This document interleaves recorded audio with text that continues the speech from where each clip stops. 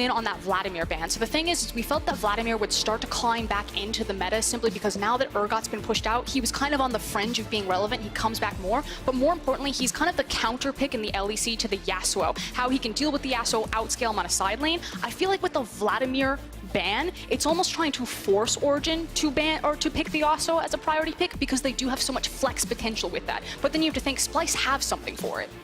Jade's, of course, the final ban, which means the Yasuo is wide open. Still a flex pick. Still think this powerful, is a trap. Despite a lot of the nerfs that came through. But the first pick, Sylas. No ultimates have come through on the enemy team. But already they have the confidence first pick it here. Ender, when you talked about Sylas last week, you said this, that you do not want to do this. You do not want to first pick it. But the good news for him is that Ezreal ult, pretty powerful for Sylas, not an ideal situation.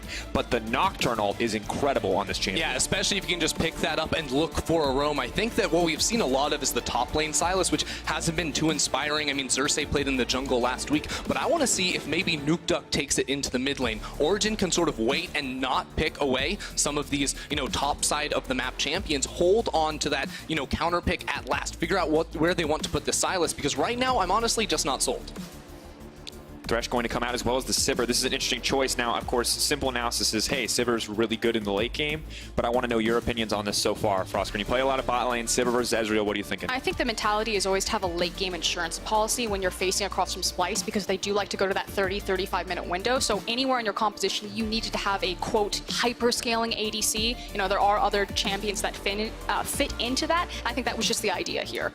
And honestly, going back to this Sylas pick, I think it's really interesting because one of the best ultimates that Sylas can get is sort of this global teleport. And right now, Splyce have picked two of them themselves, right? You can put this guy into a side lane because Nocturne, you can use that to go gank somewhere. Ryzel, you can use to reposition around the map. So while he's not set up to have a super solid team fight, I don't think, this does give Origen the ability to play the 1-3-1. To match a lot of the 1-3-1 that Splyce are threatening to throw down with the Nocturne, with the Rise, these champions to support it. The Galio going to be taken off the board, of course, with very high priority support in the LCK. Lissandra as well, despite receiving some small nerfs across these last patches, still just an incredible champion. See, I actually would have preferred taking the Galio over the Rise in that last rotation because I think it fits better with Splyce's combination. It gives a follow-up buddy with Nocturne when they decide to dive that backline. And because you had access to Lissandra, Rise, and Zoe still as free blind pickable champions, I'm really curious why they prioritize the Rise so heavily, and if Humanoid's going to have a performance that matches that priority for the champion. Yeah, I mean, it's got to be just about getting this before it gets banned in the next rotation. Now, we sort of expect Splyce to go ahead and pick up a support as their fourth pick and hold counter pick for top lane. We talk about these Conqueror champions that can use this in the top lane. Well, guess what? Conqueror means a lot of bruisers, a lot of fighters that have super explosive matchups, and if you can guarantee counter pick for yourself, it sets your team up for success. The caveat here is that could still be a Rise top. True. We're under the assumption that it's mid lane. And interesting, as we get further into the pick and ban, we're going to see the final rotation here from Origen. Will let us know where the solo laners are going, as well as what their jungle pick is going to be. But 1-3-1 full committal seems to be the story here from the side of Splyce. We have the Rise with the map mobility, the Tom Kench, the Nocturne as well.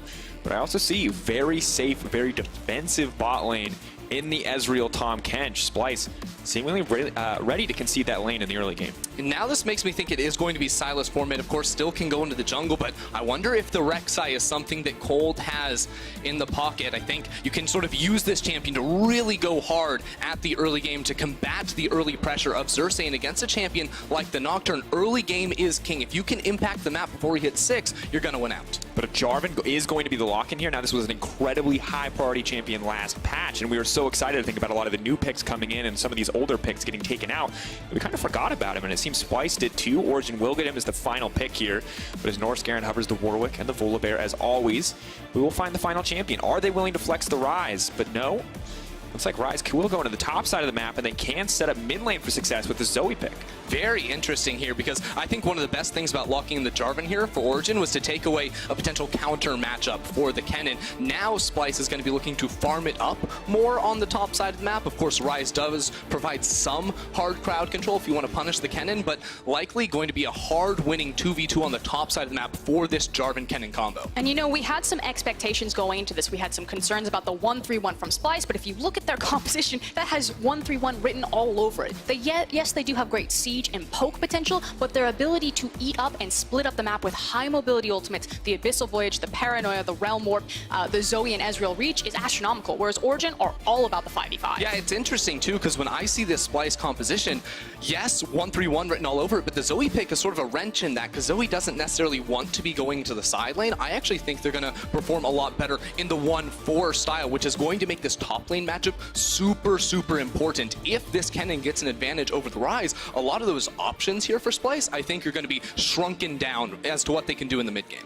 A lot of question marks here. Sylas in the mid lane. How is it going to fare? The Rise versus Kennen matchup. And are you talking about it being crucial?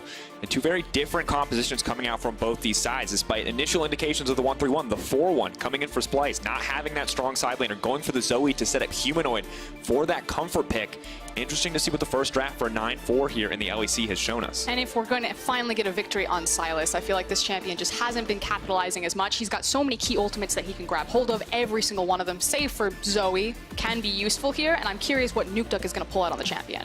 Oh, I'm excited too, because there's so many things you can do with this pick. I think you can deny a lot of the global pressure here that Splyce is going to be having. Nukeduck is the player to pull this out in the mid lane, and I'm excited to see what he's going to bring to the table with it. We're going to have to find out. Splyce versus Origen. One win separating these teams in the standings. Origen can tie it up here, 6-6 to the 7-5. Can Splyce stay at the top of the standings? Or will they be brought down by this rising Origen team? That is the question. Try versus try. We'll find out. And as we settle into this game and really take kind of a bigger perspective for Splyce and their playoff runs, I know the meme is always that they're the gatekeeper team, that they just kind of scrape into playoffs, they start from the bottom. But the fact of the matter is that their strength of schedule is really tough. Splyce have to face all of the top teams, and they don't really get another free pass. Origen might be one of the weakest teams in terms of their current form that Splyce get to face on the road to playoffs. And so this win can be important to make up for the fact that Splyce are just kind of sitting on that 2-game buffer to keep them out of harm's way. But if they keep stalling out and slumping, they could be in trouble of falling out of playoffs. And I think it's a good time, too, to play against this Origen team that just went 0-2 last week. Of course, it is not try versus try in this game. These guys do have some wins on the board, also some losses. Hopefully we'll get that sorted out fairly soon. It's also worth pointing out that while we are talking about sort of the strength schedule of these teams and what's been going on in the last few weeks, Ezreal got a bag of gold at level 1. He sniped out Patrick in the tri-brush, so he's going to walk in a lane with 2 health potions. Oh my god. This is the best feeling in Israel, because yeah. you always, if you're not afraid of dying level 1, you always walk into the enemy jungle to try to fish for a few of those procs on the Kleptomancy. Getting an extra pot could be big in an otherwise losing matchup. It's not just big, it is absolutely big, because the way that Ezreal gets priority over lane is when he has trade priority using the range of the Mystic Shot, and with the extra health pot, you can be emboldened to make a lot more of those aggressive trades early on. Yeah, you say emboldened, I see Ezreal and Tom Kench, I'm like, yeah, maybe not too much fighting. Although, honestly, Tom Kench... It's just about the Mystic Shot, Ender. Yeah, you can just poke with that, but you can sort of see how this matchup plays out. I think we've seen a lot of Sivir picked into this Ezreal, and early on with the likes of the Thresh next to you, you can get that push advantage. We do need to talk about Thresh was tapped a little bit on this most recent patch. Definitely. He used to have the flexibility that he could put points in either the Flay or the Q. Now, we think that you just have to max the Q, otherwise it doesn't feel as good. Yeah, of course, the Q cooldown went from 16 seconds at level 1 to 20, so they get a pretty nice trade down here in the bottom lane. He's got that extra pot. And a mana potion as well. Nailed The it. little things. We were tracking a lot of Kleptomancy procs. Of course, we've all been playing a lot of bot lane games recently, so you can maybe understand the focus as Kleptomancy sometimes single-handedly decides lane, but it doesn't look like it's going to decide this one at this point. Hard for Ezreal to land those Mystic Shots in midst of this creep wave. As we check in elsewhere on the map, though, junglers on the top side, respectively. And once again, eyes have to go up to the top lane. How is this matchup going to unfold? Because for now, remaining even. Yeah, and I think it's definitely, in terms of pressure, going to be favored over towards Origen. If you actually look at the jungle matchup, because I think junglers really do have a heavy impact over how all of the lanes play, but specifically topside, Cold went for both Scuttle Crabs. He got some vision in the river for his top laner, and while he is now pathing down away from Alphari, it's definitely going to be the fact that if these two members go 2 versus 2 against Xerxes and Chachi, it's significantly going to be towards the side of OG.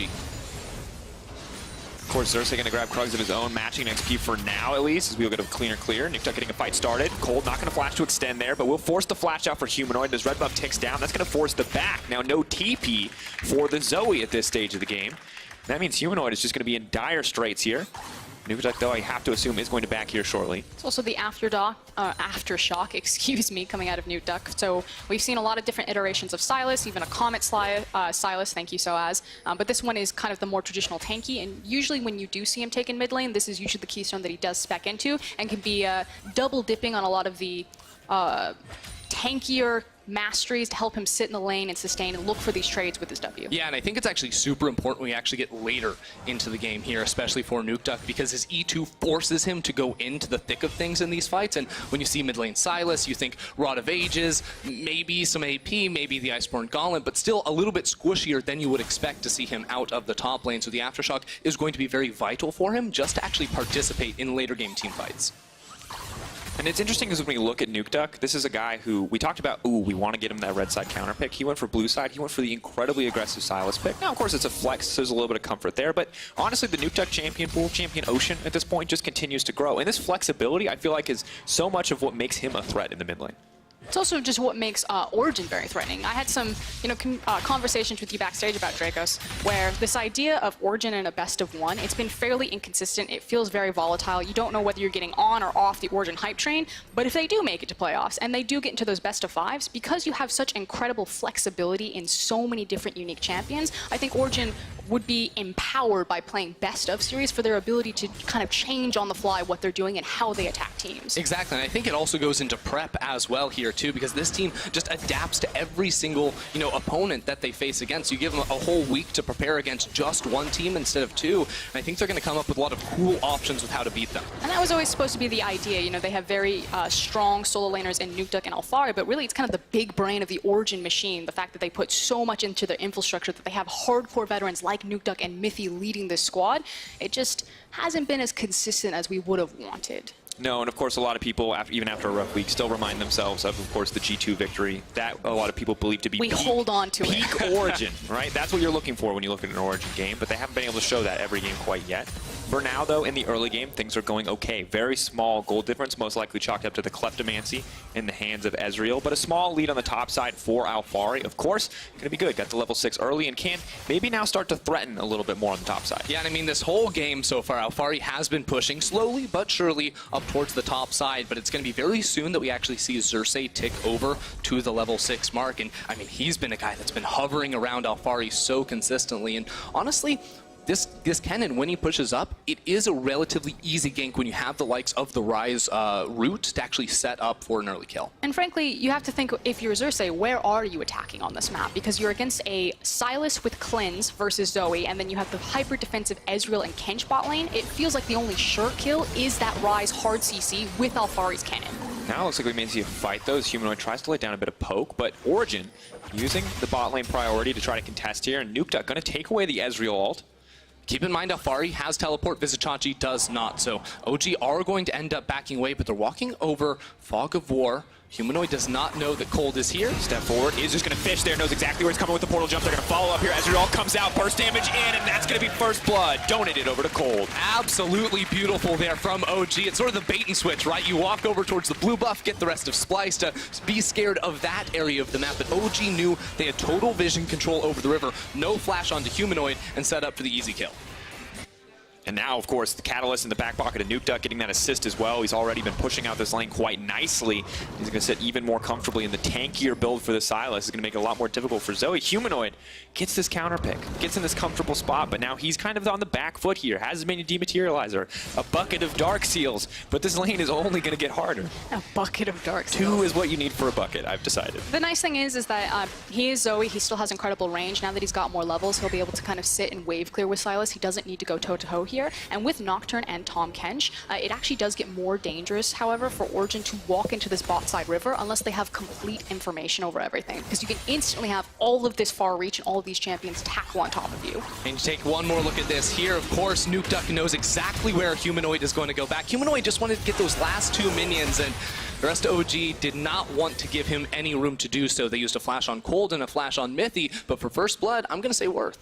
And once again, Mithy is not going back into a lane where he is incredibly pressured. The Nocturne will need to pay some attention here if they want to punish that use of the Summoner spell, and it's difficult at this stage of the game. I also think it's worth pointing out that this entire game, ever since Cold went for that early gank around mid lane, Nukeduck has just had pressure. He's been pushing in consistently. You can see him sort of use the E1 shield to approach the wave, get the AoE on the passive, use another E2, get the AoE, and then the wave's gone. Now what I want to sort of see as the next evolution here is actually grab something like the Nocturne ult and then use that to impact maybe a bot lane or a top lane dive. Do you want to draw everyone's attention to the mini-map? There was a ping up in the top side, a red ping. We talked about how Chachi and Xerxes want to use the hard CC, while Nocturne is pathed up towards top side, which Origen had full control of because they had wards on the bottom side, knew that he wouldn't be bottom side, take the free Infernal. Yeah, and what the call is there too is Chachi finally stepping up pretty aggressively, trying to get some chunk into Alphari, not going to be super successful in the end, but keep an eye on Vizichachi. He can go for the flash route and follow up with the Paranoia, but Xerxes might honestly just want to sneak into the brush here.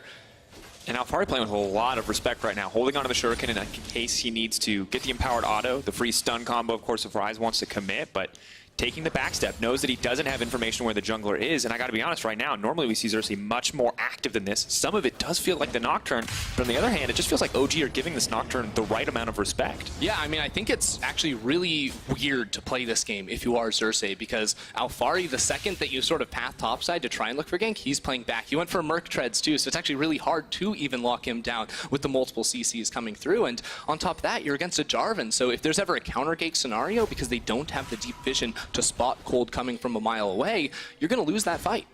Yeah, I mean, look at the two ultis paired together, right? That's ultimately, Ryze does not have an ultimate. Circles are superior. Circles are superior. We've talked about this. AoE, that's what it's all about. And now we have OG with a very solid early game setup. Of course, only 300 gold difference. Not the end of the world whatsoever, but getting an Infernal on a team that scales so well into the late game is a pretty big deal. And now we're kind of waiting to see when these towers are going to start to break. Good news is, for OG as the scaling team, is that none of this tower plating has gone down, so it's not like Splyce are suddenly going to get a big influx of gold, and they sit pretty cozy in this early game. Yeah, Origen are just playing a hyper-controlled, very slow-paced game, although hold on. Here comes Mithy. Mithy. Both supports in the mid lane. Nukeduck could get too aggressive here, but pretty difficult to punish the Silas at this point. And it just felt like the game plan. I'll hold it. Here we go. They're trying to make their way out, but Xerxes now all in the middle of nowhere. The flash out. Tahm Kench's going to try to find the save. Huge committal coming in from Splyce. Getting a lot of summonal spells here, but no kills in the end. Yeah, and while this is all going on, Sivir is just free pushing in the bottom lane. Patrick with a 20 CS lead now, pushing down that turret, getting some plating, and forcing the teleport to come out of Vizichachi. So all things considered, OG are going to end up winning with only the flash as an expense. And what I was going to say is it felt like from minute zero, the fact that Cold pathed for both Scuttle Crabs, the name of the game was just to track Xerxes. Once he was on the Nocturne, they knew that his gank pathing would be slower, but they kept pushing forward, very aggressive vision, controlling both of the Scuttle Crabs, and they made sure that they always knew where he was going to be so they could play out the lane pressure appropriately. Yeah, and I think that's actually one of the biggest strengths of Cold. You see this player, and he's not always going for a ton of early game ganks, not shutting down any lane with like overkill, 2-3 ganks. What he does do is he stops the playmaking ability of his opposition. I mean, you remember what, when they played against G2 and Jankos was going topside, Cold read that and said, you know what, I'll go bottom lane, build up an even bigger advantage. This is a smart pathing jungler that will know all of these matchups and be able to abuse those tendencies of his opposition. And now the question is, when Splyce don't get kind of that springboard early game that they're used to getting, because Xerxes has been stalled out, do they actually get to that 35-minute mark where they can make those clutch team fights? Well, we kind of saw what happens when they don't get the early game. It looks like they tried to force on the top side. And sadly, because it doesn't work out, it feels like they burned so many of their resources. That first Nocturne ult having no effect is brutal, when really, if you get 1 or 2 kills, this game can start to snowball out of control with a powerful pick like the Nocturne in the jungle. Absolutely can now. OG with priority in top lane. They know Tahm Kench just went back to base and Nukeduck was pushing mid as well, so they're going to start up the Herald one more time. They want to take this before the 14-minute mark so they can place it very, very quickly and maybe use that to get some turret plating.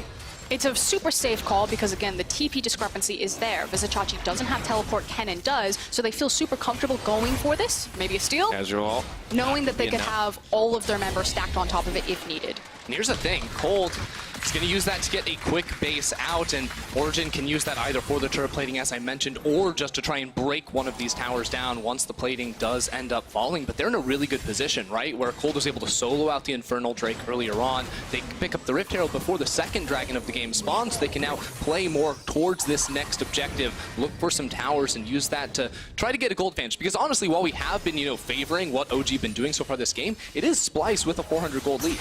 Not going to be much longer, though, unless Norscaron can save his buddy, and he will be able to for now. But forcing Kave out of lane means Patrick is going to have access to at least one tower plate, which will start to shift the gold back. Remember that Jarvan still has the Eye of the Herald as well, so they can try to make a double play here if OG want to fully commit. Not just Eye of the Herald, but he's got like a full runway of control wards. That's 4 control wards in the river for Origen right there, and it means that Origen can just keep pressure in top and mid, and Cold can just walk between both and just say, is today a good Herald day? Is this a good Herald place? All of the options are there for Origen. Is it going to be a good red buff day? The other question, of course, has the Blast Cone as well as the Flag and Drag. Looks like they will be able to go for this one. Is he going to try to follow up? The red buff not taken down. Xerxes, the prey in his sight, is Nuke Duck's going to grab that one in the end. Stun not going to connect there on the Abduct. And now OG are going to back off, but they have total control of this topside jungle. Humanoid going to fish for a little bit of poke, but Lantern grab just in time to deny any follow-up. Solid play there from Cold, but honestly, I feel like I see this play way too much, where you're one of these junglers in pro play, you see the enemy on your buff, you're like, I can outsmite them, I'm going to stick around, and I'm going to make this happen. Well, Xerxes doesn't end up getting the buff, and he ended up having to burn his flash as well, so it's going to be much harder for him to step forward in the coming minutes when there were other options, right? You know, Splyce could have gone towards the bottom side of the map, tried to, you know, steal away this red buff and use the Kabi TP to trade towers on the bottom side instead, but ultimately, it ends up being just, you know, a flash burned and red buff taken for Cold. And Valerie, of course, still with TP up and available, approaching that level 11 point, pretty big for the Kennen. Slight discrepancy in XP and in CS. That's where we were earlier seeing that kind of 500 gold advantage for Splyce, but now a lot of those advantages are starting to disappear. Xerxes, of course, with an advantage for himself, but still have really yet to see him make an impact on the map, even if he has been finding those jungle camps. Yeah, and you know, I will say that while Splyce have been taking this very slowly, it's not like their composition, you know, falls off in the mid game. I think they have a really, really strong poke here with the Zoe Ezreal, as you've mentioned. My concern is that they need control over the river in order to actually execute on this type of composition. It's not an easy comp to pull off, right? You know, you have a lot of moving pieces, a lot of, you know, global tools, and not a super strong front line, and that's where I get a little worried when they don't have firm control over this early game, because now they're going to have to be very precise in when they move into the river, when they put down vision, and they're going to have to focus on avoiding the heavy, heavy teamfight engage that Origen are bringing to them. It's not just precision, it's quickness. You know, you need to be the first team to rotate into an area because you have to have vision control, but here comes a dive. Duck just throwing down poke, just Interesting threatening. dive. Sweet ulti. Trying to get a little bit more here. Herald is going to be used in the mid lane. We'll have at least one charge down onto the tier 2 tower. I don't think that's the ideal use cases. There's no creep wave here to back it up, but we'll get down a little bit of damage at least, and with one tower taken down now for OG. I mean, you might as well get that tower down to half health. It means that if Splyce ever make a mistake, that tower is going to fall pretty freely, and when you have that much control of the enemy jungle, Baron becomes that much easier. So I don't mind that Rift Herald call from Origen. And now Humanoid does take the top lane tower as well, so Rift Herald does work out, does get a bit of damage down. The important thing to note is that top tower and bottom tower for Splyce are both incredibly low. Sivir has had so much time to free hit these towers over the course of the game that one good play going in the favor of Origen could just blow this gold lead wide open. Right now, very close. Splyce with a small gold advantage, most likely balanced out by the difference in Drakes here, but Origen kind of posed to get themselves a 2k gold lead very quickly if they can get that bot lane and top lane tower. Yeah, they're looking for the towers, they're looking for a fight as well. That being said, Splyce sitting pretty comfortable. I think they actually used some of that time there after the reset came from Origen's side to put down some vision on the top side of the map, gain a little bit of control over the river, and put Kave and Norscaron in mid. Because when you have Ezreal, when you have Tahm Kench, what you want to be doing is using those Mystic shots to clear the wave and then threaten the ability to collapse on a side lane. While it's not ideal to have Zoe up top lane, it is the best overall situation. No flash on Xerxes. Immediately going to go in. The follow-up is there, but no. Raptor going to block the hook. Not enough as Patrick behind him still going to grab the kill in the end. And Origen just finding these picks left and right. Just a questionable call. You know, Xerxes didn't have the information to walk into his jungle like that. And I was about to give Splyce some credit. You know, Xerxes is almost level 11. He'll have 2 points in the ultimate. And now that the map gets opened up, it's more important about that paranoia. You know, maybe Origen will overreach and he'll be able to punish them. But walking blind into your jungle and dying like that, obviously not the right foot to start out. Yeah, and I mean, it's just sort of this thing, right, where Splyce, you know, it's hard to pull off this type of competition. OG can just say, hey, we're going to EQ in with the Jarvan, drop down the ultimate, and you're in a lot of trouble as they now do access the gold in that top lane turret. Are going to try to extend this advantage just a little bit. And I think the most impressive thing for Origen is their ability to play around vision and surprise these members of Splyce. And you know, we talked about how Sylas needs so many key ultimates as kind of like that last X factor for him to just be a WoW champion for us. But I actually think Nuke Duck can just play on a side lane at this point and no one can stop him. You're going to have to bring multiple members to deny him because Humanoid is just suffering in the 1v1 matchup. Yeah, that's the thing, though, is I do like his odds in a isolated 1v1, but when you have Abyssal Voyage, Paranoia. Yeah, all these tools, it becomes very, very difficult. Not to mention that Nuke Duck, because he's going against the Zoe, has to be running the Cleanse for the added safety against the Sleepy Bubble, so he won't have the TP, which means he has to split push on the short lane, which basically means you have to be closest to the next big objective, which is going to be the Baron buff, and that's why he's in top lane. And now as we check in on the game state, Baron still a while off the cards. Slow controlled early game. Origin, of course, steadily now building themselves a gold advantage, the 1K lead. Kennen left on the bottom side, able to contain the rise for now, but slowly losing the individual 1v1 as the Seraphs is already starting now to come in. It looks like a Banshees will follow. So Vizicsacsi sitting pretty on that side lane. Have to see if Alfari can get a greater advantage. Has had TP the entire game. Has yet to find a use for it. And Vizicsacsi steadily building a lead. No, that was Alfari just really respecting the fact that Splyce had moved all of their members into the bottom side. He knew that there was a possibility that they look for the gank. And again, this still feels like the Nuke Duck show. Alfari's fine to step off the tower, to give it away, lose some farm there, because no one can stop Nuke Duck over here isolated. Yeah, and I think we're just seeing really nice coordination from OG, because prior to now Patrick and Mithy moving down towards the bottom side of the map, they'd actually focused all their efforts up top lane around Nuke Duck and making it all about him, but also just making sure that Splyce are going to have a really hard time stepping forward inside of their own jungle even to procure vision. One of my biggest callouts when I look at team compositions that don't have a true tank frontline is that actually putting down wards becomes really, really hard. Who's going to face check? It has to be Norscarin, but if he loses his flash, it becomes very easy for OG to just pull the trigger on the engage and punish him for walking forward to place down wards. Now it looks like OG are going to try to find their way into the jungle that is unwarded. Vizicsacsi playing very far back, trying to play safe.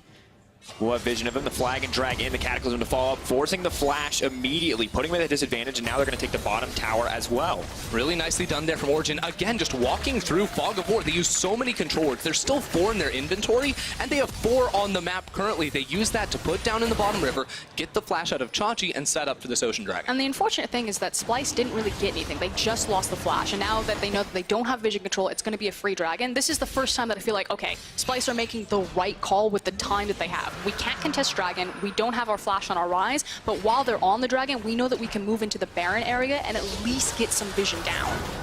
And now Origin are starting to group up. They've taken down all of these outer towers. Baron, of course, the next big objective that we can start to look at, unless Nuke Duck wants to remain on that side lane and pressure as he has been. But the champions on the side of Splyce are slowly starting to scale up, approaching 2-item threshold for Humanoid. Pretty comfortable going for the death cap second, as you don't really see a whole lot of MR outside of Merc Treads on the opposite side.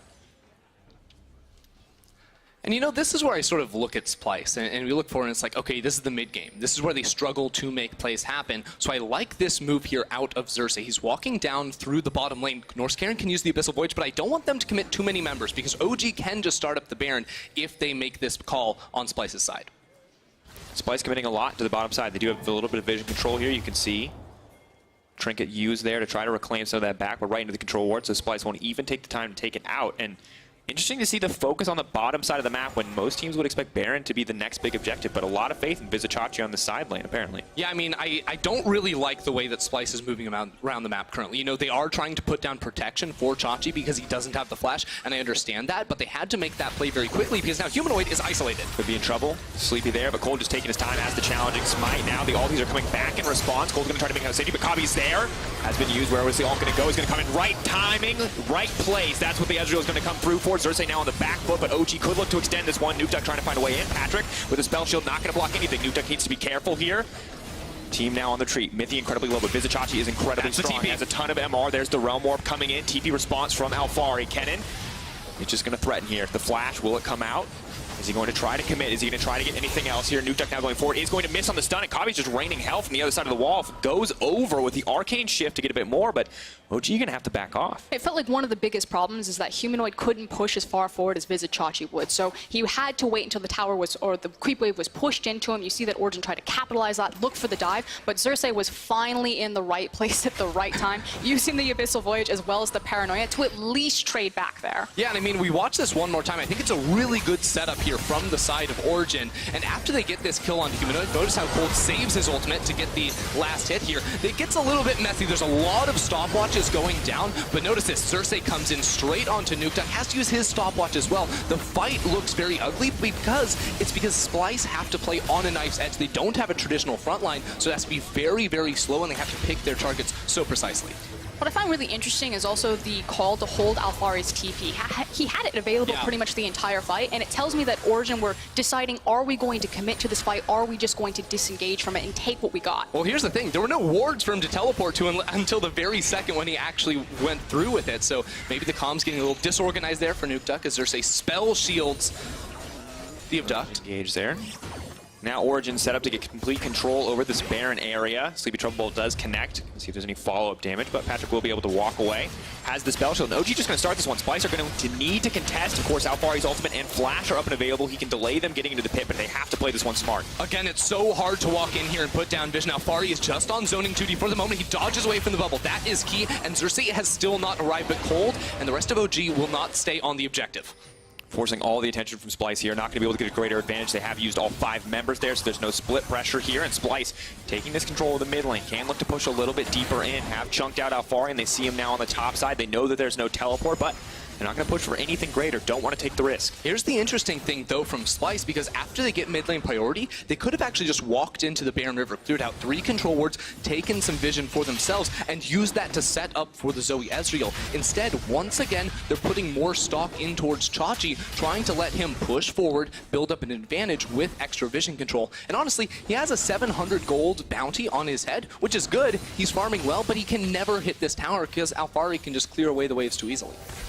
But of course, it is starting to balance out the gold difference. 3 dragons on the side of OG, but Splyce are not letting them get a greater gold lead. And you can see individually, Chachi with a mass advantage, and we're going to have to see if it counts for anything more, but he has now been caught out. The whole team is here to collapse. There's almost no way for Rise to get out of this one. Hooked up, taken down. Paranoia going to go put it onto the top side. Nukeduck now next on the menu. Have to play this one smart. The cleanse now comes out. He's going to try to heal back up. Going to pan away. We don't want to see it. He dies right there in the face of 4. But ultimately, just the side laners die. You do see Splyce now kind of cheating down towards the Baron. I think it's just to clear out the vision, because while it took so much time to kill Nukeduck, it meant that Origen could get back in position from the bottom side of the map, reset neutral position in mid, and say, if you start the Baron, we can contest you. Yeah, I mean, this game is just getting really, really interesting right now because neither team, I feel like, is really confident in actually playing the next, 5 minutes of this game. I think Origen can just look to press the Sivir R, go for these heavy, heavy engagements onto some, relatively low mobility members on the side of Splyce, but they're going to use this chance to get one more look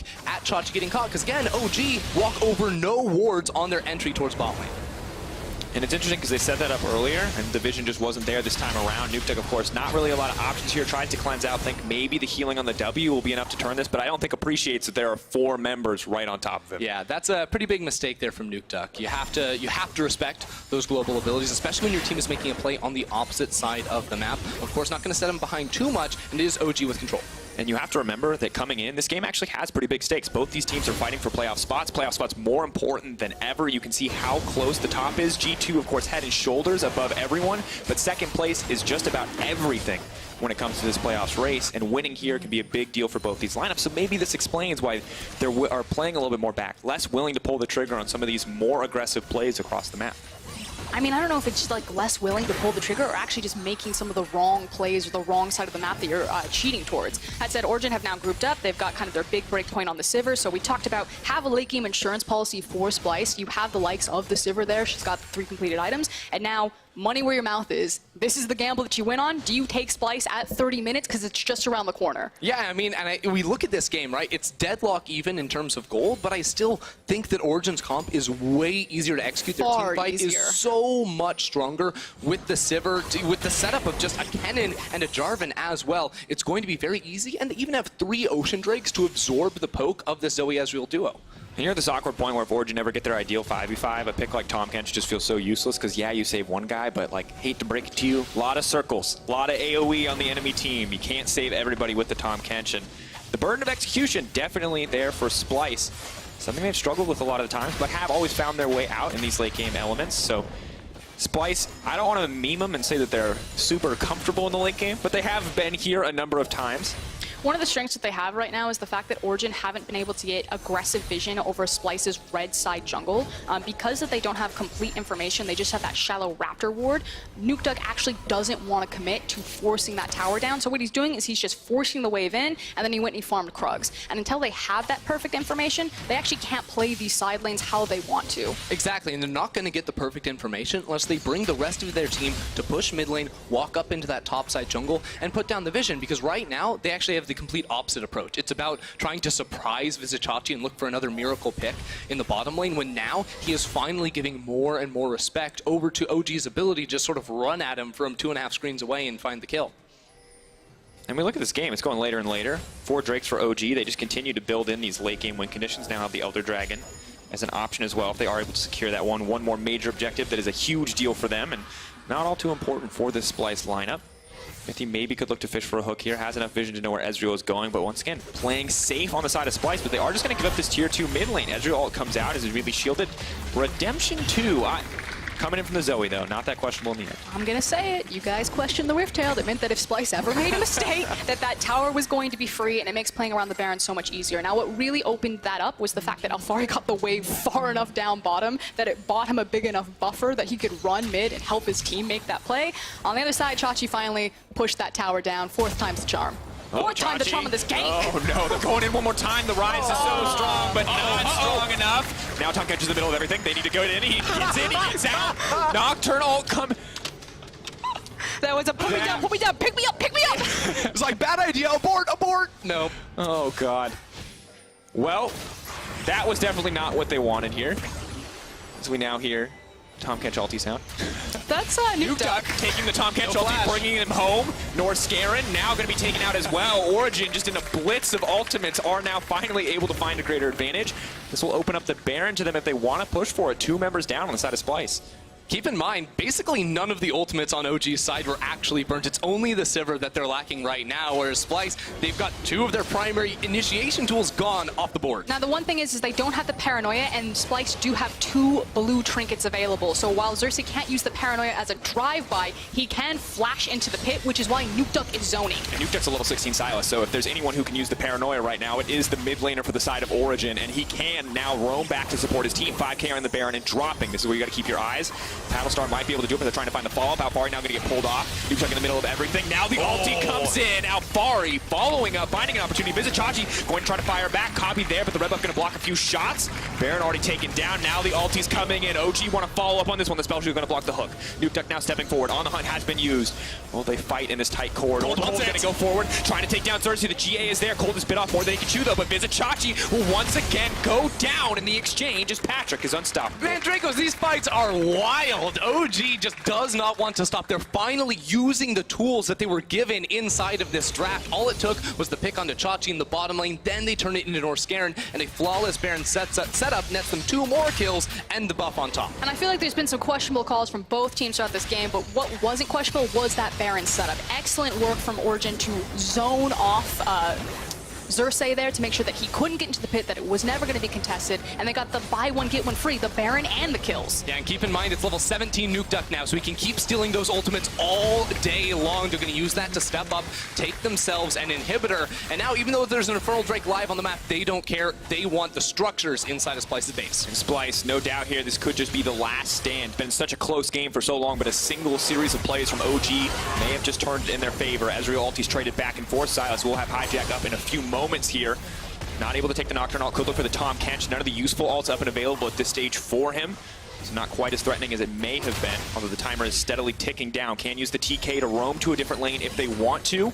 Sleepy Trouble Bubble won't connect, and Origen just going to continue to pressure here, going to continue to poke at this inhib, have the safety of the Thresh Lantern to make it out as Patrick will go for one more cheeky auto. And right now you have NukeDuck and Cold escorting the minions in the mid lane. They're going to wait for the next wave. That should buy them pressure here to take down this inhibitor. Ulti coming out, Xerxes just brought back into the enemy team, and Patrick's just going to walk away. The Nocturne not able to make an impact. Splyce definitely want to save this one. Norscarin stepping forward, but the Jarvan just going to leap in right away. They're turning it around. Absolute obliteration. OG just destroying Splyce in that exchange. And it's just too easy at this point. Origen said they're not going to contest this in the lanes. We can have all the late game insurance policy, and then they just run it down Splyce's throat. Too good. from the OG lineup. Once again, they find that opportunity. Splyce plays such a slow game, and eventually it turns against him. Vizicachi, all the gold getting funneled into this rise, but he is the one that gets caught out, and he is the one that sets up this play for Origen to be successful in the end. Banshee's Veil now burned, threatening off to the side. Nukeduck stepping forward pretty fearlessly. Can use the cleanse to now try follow up on Humanoid, but the tower is set to fall down. Kabi wants to throw out a damage, but just doesn't have enough. Now Patrick going godlike. The Zivers just cleaning up fights in the exchange. Gold not going to drop. Inhibitor in their sights. It's a slow walk down, but this is going to be OG's game. They tie Splyce in the standings.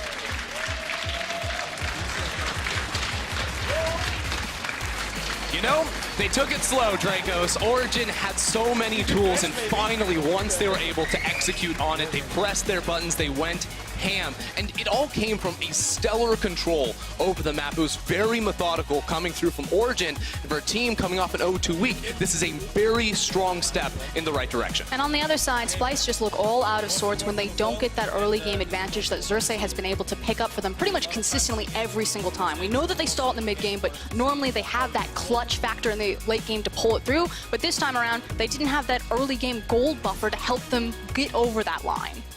I'm also just a little confused as to what Splyce wanted to do with the draft. Like, we understood, we talk about it, but it feels like, yes, you have a clear game plan, but it doesn't feel like a team plan or a game plan that goes hand in hand with what your team wants to do. It's not a pre-6 active jungler. It is not an aggressive playmaker for a guy like North Scarin, and it does leave me a little wondering. I mean, when you do execute on a composition like that, it's just beautiful League of Legends to watch. It is much harder than what Origen assembled here.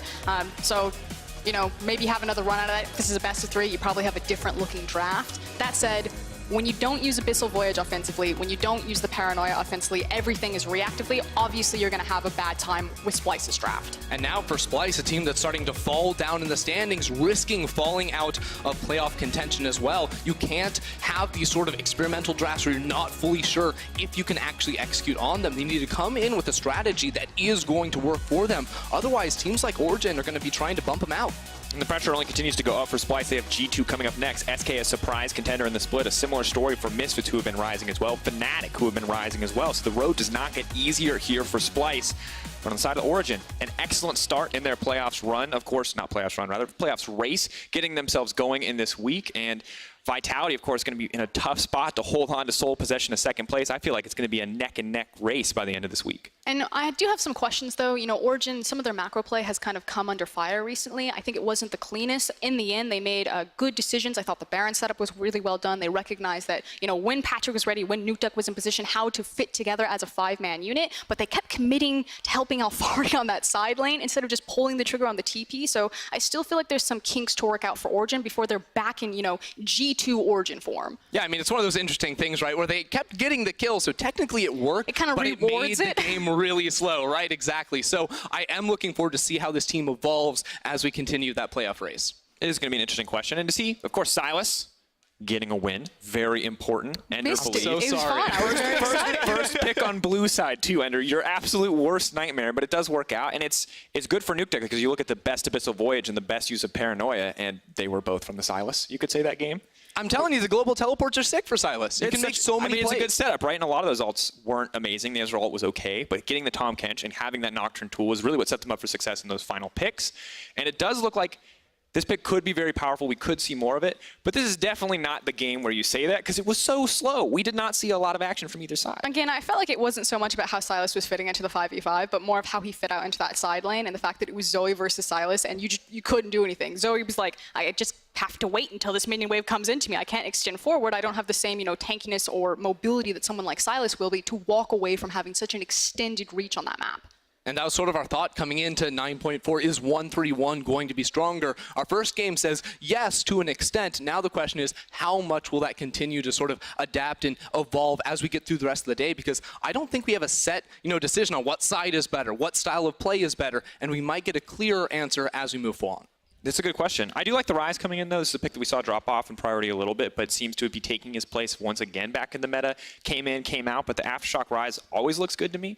Of course, who had the best performance? That is going to be the question we want to ask you, dear audience. Cold, Nukeduck, Patrick. Let us know. Head over to @LE Sports and vote for your key player of the game. I'm going to say Nuke Duck. I'm going to say Nuke Duck. I think the deciding factor was zoning off the Baron. He also had that sick flank to kill Tom Kench once Northgaren had expended his flash. I say Nuke Duck. Stole an ult from Ezreal to kill their mid laner with it. Always feels a little BM. Love that champion. But for more on that game, let's head over to Quickshot and friends at the analyst desk. Thank you very much. Yeah, they're not my friends. Gentlemen, analysts, picks and bans, first game on patch 9.4. Something that Amazing you were talking about coming into the day was that Silas and Rek'Sai you felt were going to be very high priority. Yep. Didn't see the Rek'Sai, but we saw Silas first pick. What else about the rest of the draft did you like or dislike? I mean, I liked what Origen was going for in the end because I think their game plan was kind of to outscale Splyce in teamfight scenarios. So basically, like, counter them with their own poison to a certain extent and just play a 4-1 comp that would work out for them in the long run. Whereas on the other side, Splyce tried to do something I've seen before and has never worked for them. It's trying to bring in 1-3-1 elements into a 1-4 team. You can't change the nature of your team unless you're really preparing them for the long run. And so far, they have looked unprepared in any kind of 1-3-1 scenario. You cannot run 2 mid-lane champions in Ezreal and Zoe, and then suddenly expect the Ryze to be able to go side lane with Nocturne and Tom. I also agree with what the casters were saying as well with regards to playing towards your strengths. I think that one of the things that Splyce have often showcased is that they can teamfight and they have the talented players to do it. And the way in which you draft, as Amazing was talking about, you have all these other elements that have not found them success, especially over the last few weeks. You've picked a jungler that doesn't have any influence until level 6, and then realistically you have no lanes that you can play around. You also pick yourself a mid laner that struggles in the 1v1 matchup and then offers nothing to the team. And I just feel that today Splyce's draft didn't really achieve very much, and as we saw in the game, the fact that the score was 10-2 just showcased how much of an influence actually had. I mean, you talked about that mid lane, and it was actually the Zoe that got picked off of First Blood. You know, really good sync-up play and commitment coming from the Origen side. But it was a game that was very drawn out, was very slow until 30 minutes. I actually want to show you the gold graph and some of the stats in the post-game breakdown. And it was just something that Origen just kept taking small steps, small steps. Look at that gold difference. You know, 600, 700 difference until about 30 minutes, and then all of a sudden Origen just find the pick, find the Baron, and win the game, Vedius. And what I really loved is, again, Amazing was talking about it in the draft, what I loved from Origen is the fact that they blind pick the Silas and then they early pick the Cannon, or they pick the Cannon in response to the Ryze and they say, pick which one you want. You either lose again, you either have a winning match on one side, but you're going to lose somewhere else. Yeah. And Splyce had no answers. So even though Vizicachi was very impactful in the side lane, they had a struggling mids, and it's kind of, even though it's not evident in the damage, you can just very clearly see it in the goal. Listen, I want to push us along to some of the replays as well, because the first replay we're going to bring up is the Battle for Norway, where Nuke Duck takes down Northgaren. And the reason it was very funny to me is it was actually Northgaren and Colby that tried to initiate with the Tom Kench ultimate. They end up getting that stolen away. You can actually see on your screen right now as Nuke Duck is now chasing them. So what I thought was hilarious about this play is just the idea of Silas's mouth getting really big and then asking Alfari to jump into a human being's mouth to then set up a flank, which turns into a kill, which is great because it gets them vision control. But just this idea that Silas would just have a giant mouth and say, Alfari, get in my mouth. What? I actually don't know. That idea is just so funny to me. That's what's so cool about Silas. All the ultis that you can steal. This man is paid to analyze this game, all right? Spends hours and hours watching footage and learning professional League of Legends. And his analysis is, wow, Silas opened his mouth and said, Alfari, jump in. Let me turn to a professional here, and Amazing. What do you take on that pick that leads us to our second replay and then the Baron? Man, honestly, I just love Silas. Whenever you see someone else ultimate and ends up killing them with it, it's actually entertaining. You know, it's really like insulting someone to his face. So I really like the setup here for OG. I was kind of questioning it in game because you have two members that cannot actually take the Nashor, but the zone control that they exerted here basically forced Xerxes completely out. He couldn't even get into flash range, so they could secure the Nashor without any kind of contest whatsoever. And this is the kind of Silas that I love to see. Initially, I saw it over in the LCK, I believe played by Chovy, Griffin's mid laner, where you basically just go more towards the tanky aspect, and you just become a brawler, obnoxious champion that gets in people's faces. You rely on the sustain, you have good wave clear, and you just soak up damage. And in this instance, we saw the Jarvan go full damage. Whether that was required is debatable, but ultimately what we saw was the effect of this Silas in these kind of fights or skirmishes. We just can't kill him. And he's just super obnoxious and can zone away an entire team. And I think it's not going to be a surprise to anybody. Nukeduck gets the key player of the game. He picked up 51% of the votes on that Silas play. And before we go to ad break, Vedius, I'm going to come back to you one last time. This was a much slower tempo game than even I was expecting. I knew it was going to be a little slower. One of the big things that you said coming into the pre-match was the man behind you, Mithy, needed to have a standout performance, Mithy and Patrick.